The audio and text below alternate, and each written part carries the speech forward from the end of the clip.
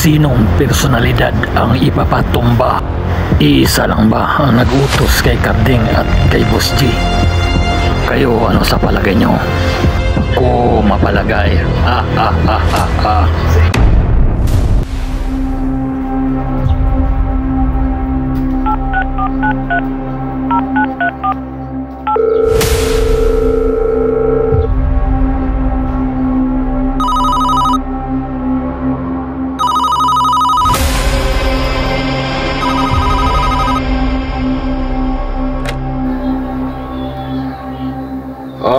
Sino po sila?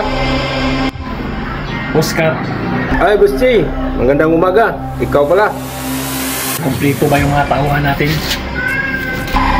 Oo, ihanda ko na yung mga tauhan, yung magigiting na tauhan natin. Sina Bronson at si Samson. May pakatrabaho ako sa inyo. Iligpit natin yung mga kalaban. Balita ko, nasa Maynila ka na. Ano bang ginagawa mo dyan? Si Congressman. Jesus, ginoo ko. Big timer ka pala dyan. Mas maganda, mas maganda. Maliwanag. Okay. Si Bronson at saka si Samson. Ipatawag mo nga. Okay.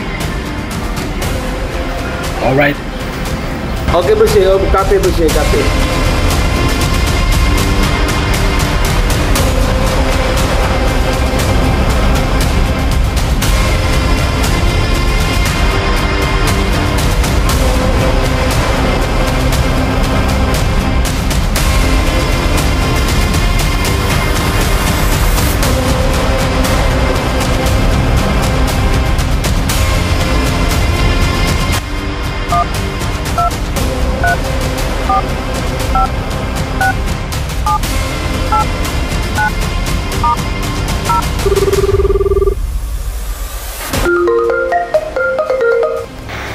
Hello. Ikaw ba si Carding? Yes! Ako po si Carding. Sino po sila? May ipapaligpit ako sa'yo. Kalaban sa politika. Magkano ba halaga sa isang ulo? Ah! Sinvergüenza, mujer. Alam mo naman, 50K per head.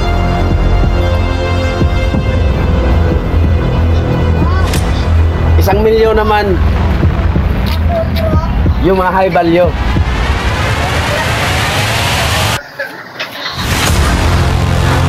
Sige. Okay.